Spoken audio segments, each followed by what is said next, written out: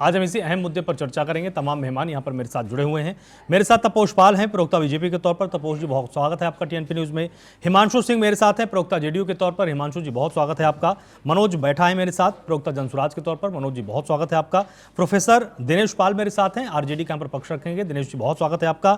और साथ ही नीतू निषाद जी मेरे साथ हैं, वरिष्ठ नेता हैं कांग्रेस की। नीतू जी, आपका भी बहुत स्वागत है। सबसे पहले दिनेश जी, आपसे तमाम उन कारणों को हम एक बार समझना चाहेंगे, क्योंकि देखिए, जन समर्थन अपार मिला था। जिस तरह से लोकप्रियता के स्तर पर भी लगातार जो सर्वे हो रहे थे, उनमें सबसे आगे तेजस्वी यादव चल रहे थे।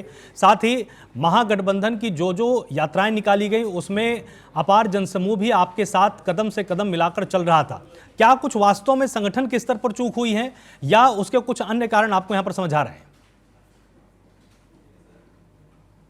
देखिए, चुनाव हारने वाले को हर आदमी, जिसको कि राजनीति का राह भी नहीं समझ में आता है, वो उपदेश देने लगता है और सलाह देने लगता है। जिस तरह से आपने इस शो के शुरुआत में जो रिपोर्टिंग की, जिसने भी रिपोर्टिंग की थी, इतना हल्की, सस्ती और घटिया किस्म की रिपोर्टिंग एक तरफा, देखकर हमको हंसी भी आ रही थी और आश्चर्य भी हो रहा था। दूसरी तरफ बिहार का जो जनाधार है, आप जान रहे हैं कि आपके पत्रकार हो या एक आम मतदाता हो, एक नेता हो, सबके लिए हैरानी वाला है, आश्चर्यजनक है, अकल्पनीय है और अविश्वसनीय है। और इसमें कोई दो राय नहीं है कि इससे परिणाम में जो सरकारी संसाधन और सरकारी जो तंत्र है, उनका बहुत जिस तरह से दुरुपयोग हुआ है, उसे नकार नहीं सकते हैं। आपने इंट्रो में शुरू में दिखाया गया, आपने जो बोला, जो भी प्रस्तुत किया आपने, उसने कहा कि दलित वोट के लिए मुकेश सहनी को साथ लाया गया। आपको मालूम होना चाहिए कि मुकेश सहनी अति पिछड़ा समाज से हैं, जो कि बिहार का एक बड़ा आबादी है, अति पिछड़ा वर्ग, और उस समाज से थे। उनको साथ रखा गया और लोकसभा चुनाव में भी साथ थे। दूसरी बात, उसमें आपने दिखाया कि यादव को टिकट ज्यादा दिया गया था, एक कारण के रूप में आपने दिखाया। आपको मालूम होना चाहिए कि पिछली बार की तुलना में इस बार यादव को टिकट कम दिया गया था आरजेडी में। पिछली बार ज्यादा दिया गया था। उसके बाद पिछली बार आपका प्रदर्शन आप जानते होंगे। दूसरी बात कि जो 14% आबादी है बिहार में जिस जाति की, उस जाति को 37% टिकट अगर कोई पार्टी देती है तो आपको एक कारण लगता है। लेकिन जिस भाजपा को सबसे अधिक टिकट सीटें मिली हैं बिहार में, वह भाजपा 10.5% आबादी को 45% सीटें दी, 4 जातियों को। तो वह आपको अच्छाई दिख गई। तो 14% आबादी को 37% सीट ज्यादा लग रहा है, या 10% आबादी को 45% सीट ज्यादा लग रहा है, इस तरह से भी तुलना करनी चाहिए। लेकिन उस पर आपने नहीं किया, या आपकी रिपोर्टिंग नहीं थी। आपने कहा ग्रामीण मतदाताओं के लिए घोषणा पत्र में हमारे नहीं था कुछ। आपको मालूम होना चाहिए, ग्रामीण मतदाताओं में सबसे पहले तो ग्रामीण मतदाता भूमिहीन होते हैं, जिनके लिए हमने भूमिहीन के लिए जमीन देने की बात हमारे घोषणा पत्र में था। आपको मालूम होना चाहिए कि जो बकरी पालन, मछली पालन, जो उस तरह के हैं, या जो कुम्हार जाति के हैं, जो बढ़ई जाति के हैं, जो गांव में काम करते हैं, उनके लिए भी हमारे घोषणा पत्र में था। बटाईदार किसान के खेतिहर मजदूर के लिए भी था। एमएसपी की बात थी, उसके अलावे भी सब्सिडी की बात थी। तो आज जो आप नौकरी की बात थी, हर परिवार से, तो जाहिर सी बात है कि वो परिवार गांव का भी था। तो इस तरह से वह आपका आरोप जो, या आपका जो विश्लेषण है, वो बेबुनियाद है। तो उसकी बाद आपने कहा एक अपराध और की बात कर रहा था कि अपराध पे जनता का। अगर आपको मालूम होना चाहिए कि भाजपा ने या जिस 2 सीटों को लेकर बहुत ज्यादा घेरने की कोशिश की, या अपने नफरती नेताओं को बुला के वह भाषण दी, वो दोनों सीट हम जीते हुए हैं। और जनता अगर अपराध पे अपराधी को वोट नहीं देती, तो आपको पता होना चाहिए कि मोकामा से अनंत सिंह, और कुचायकोट से अमरिंदर पांडे, और रणधीर सिंह माझी से, और तरारी से विशाल जी, इस तरह के लोग भी नहीं जीतते। तो यह सब बिल्कुल वाहियात बात है। हमको वोट मिला है, जाहिर सी बात है, वोट कम मिला है, 1,15,00,000 वोट केवल आरजेडी को मिला है। लेकिन हमारे एनडीए की तुलना में वोट कम मिला है, जिसमें एक बड़ा जो कारण है, वह सरकारी तंत्र, सरकारी संसाधनों का दुरुपयोग है, जिसमें चुनाव आयोग की चुप्पी थी। चुनाव आयोग को माफी मांगनी चाहिए देश से, किस तरह की, जो कि आचार संहिता लागू होने के बाद भी पैसा दिया जाता रहा, और भी कई कारण थे। और जो आपने कहा कि एक तालमेल नहीं था, आप एक चीज आपने ठीक कहा कि फ्रेंडली फाइट की जो बात थी, उस पर हम विश्लेषण, उसको हम मान सकते हैं कि 8-10 सीटों पर जो था वो एक नुकसान का कारण हो सकता है। लेकिन अगर आप आंतरिक कला की बात करें या समन्वय की बात करें, तो एनडीए से बेहतर समन्वय हमारे यहाँ था। हमारे यहाँ मुख्यमंत्री की चेहरा घोषणा हो, सामूहिक रूप से हुआ। घोषणा पत्र भी विधिवत, बहुत ही समावेशी बनाया गया और सामूहिक रूप से उसको प्रस्तुत किया गया। उसकी तुलना में दूसरी तरफ एनडीए में तो कुछ नहीं दिखा, ना सीएम के चेहरा घोषणा दिखी, ना सामूहिक कोई प्रेस कॉन्फ्रेंस दिखा। घोषणा पत्र भी उनकी बहुत स्तरहीन दिखा, जिसको कि लोग से 26 सेकंड में बनाए। तो वह नहीं है। हाँ, अलग बात है कि उनके पास जन समर्थन मिला, उनके पास इसमें सीटें हैं, तो कुछ भी कह सकते हैं। उनके छींक में भी आपको सफलता के सूत्र देखेंगे, और हमारे आप जरूरी बात को भी आपको बेबुनियाद लग सकती है। यह एक जीत और हार के बाद एक सामान्य सी एक मनुष्य की स्वाभाविक प्रवृत्ति होती है।